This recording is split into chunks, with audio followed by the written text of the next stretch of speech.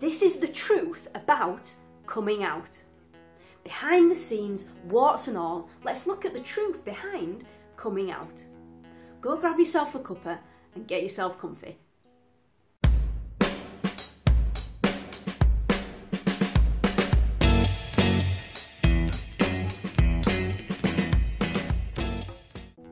When you're young, you explore your identity and you develop a sense of who you are. Your identity is almost given to you through social conditioning from those around you, from the messages that you hear and internalise, and from the belief system that you inherit from your caregivers. My belief system was given to me from a generation and a culture that was dominated by cisgendered and heterosexual individuals.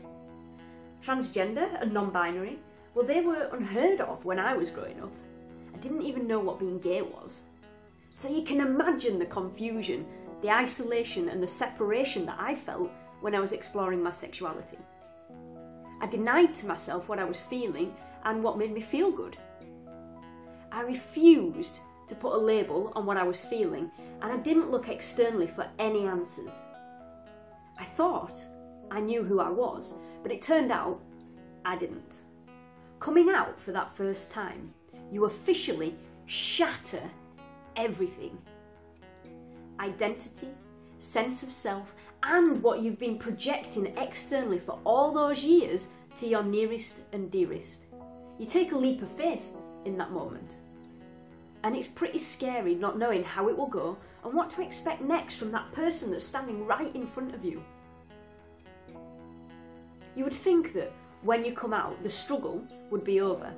Yet that isn't the reality at all. The struggle continues. When you come out, it's like you lose all sense of who you thought you were. Imagine it's like all you've ever known is stripped away from you. The person that you once were is no longer, and now you've uttered those words, you can't turn back. There's no turning back. As you try to piece together some semblance of sense out of all of this, you notice the subtle, and sometimes the not so subtle, negativity that's been directed towards you. You internalise it, and now you feel fear, rejection, shame, guilt, separation, and even more isolation than you felt before. You think that there's something wrong with you, that you're not good enough in some way. And you realise after a while that you're unable to accept yourself. That is the last thing that you expected when you came out. Many people experience an identity crisis and they struggle to find who they really are. And what most people are searching for is that deeper connection to themselves that they felt as a child. Stripping away all those layers of conditioning, old beliefs, hurts, judgments, and years of hiding, they're looking to reconnect to their true and authentic self. Many turn to alcohol and substance use to deal with the underlying mental distress. The mental distress that arises from feeling that separation and that disconnection from who you really are, from other people's responses and judgments, and being unable to accept yourself. Instead of dealing with the mental distress, many choose to mask those feelings of isolation, rejection, shame, loneliness, and sadness. There comes a time in your life when all your straight friends, they're settling down into relationships, and they're getting married, they're having the kids, and they're doing the school run. You know that vision, the one of the white picket fence, the beautifully lawned garden, and the cute little puppy that we're all conditioned to think is the definition of relationship success. And you can't help it. You compare yourself to others. And when you evaluate your life and you look at your LGBT friends, what do you see? You see anxiety issues, feelings of isolation and depression, substance abuse, excessive partying and sleeping with strangers, body dysmorphia, self-harming. You see all of this in your friendship group. You see your LGBT friends have disconnected from themselves and from reality. And the tipping point is when you realise that you have too. I did say this was warts and all, Look, there's so much going on here, and it all stems from coming out. Seriously, I mean, how do any of us exist in society, never mind getting a job? Well, how do LGBT people get into jobs and what appears to be a normal life?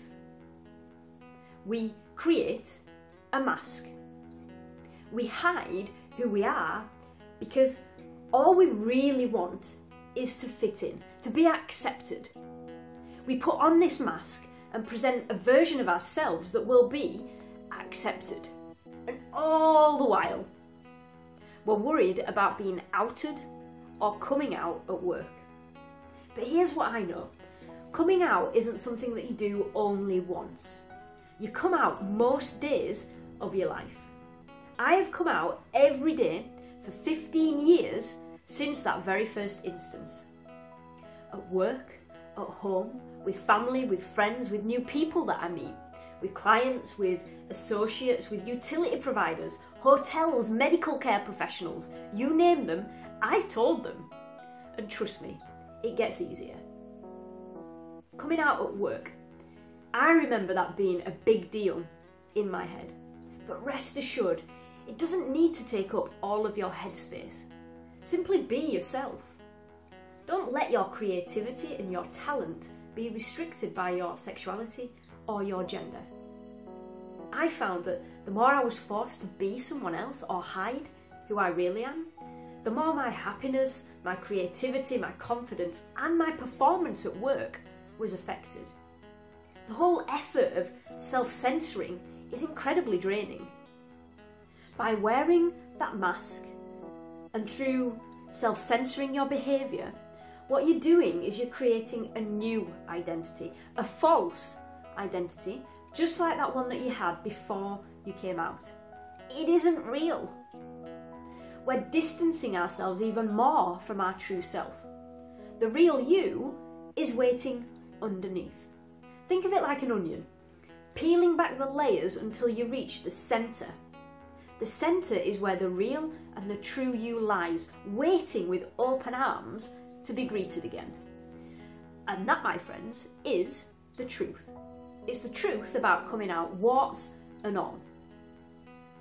Now, here are a few things to think about. Hiding behind a mask or censoring yourself is not healthy and it's not necessary. Remember, you have nothing to be ashamed of and nothing to hide. There's no need to apologise for who you are. Be yourself. Strip away all those layers of the onion to find the real you again. Take some time out, work on yourself and reveal what feels good to you. And listen, if you're unsure how to begin, reach out to me. I'll point you in the right direction. Whether you like it or not, you will be coming out in many different situations throughout your life. Don't presume that you know how people will react. Your preconceptions and your judgments about them may very well be wrong. At work, seek out the allies, the senior champions and the role models. They are there to support you. And get involved with the LGBT network group at work if you have one. If not, start one. You'll have the opportunity to become part of a community. You'll raise awareness and visibility of LGBT people at work. You'll advise management and create positive change within your organisation. And you'll support your local LGBT communities. And lastly, if you're dealing with issues of substance abuse, addictions, trauma of any kind, or you've got any mental health concerns, seek help. Please. There are many LGBT organisations that are there to support you. Speaking to your friends, your GP, your local LGBT network, or a search on the internet for services in your local area, they're all a good starting point. You are not alone. Much love to you. My name is Gina. You've been watching The Soul Work. The Soul Work is a weekly show focused around LGBT issues. If you like what you've seen today, please subscribe, share this with your friends, and leave me a comment below. Thanks for watching. I'll see you next time.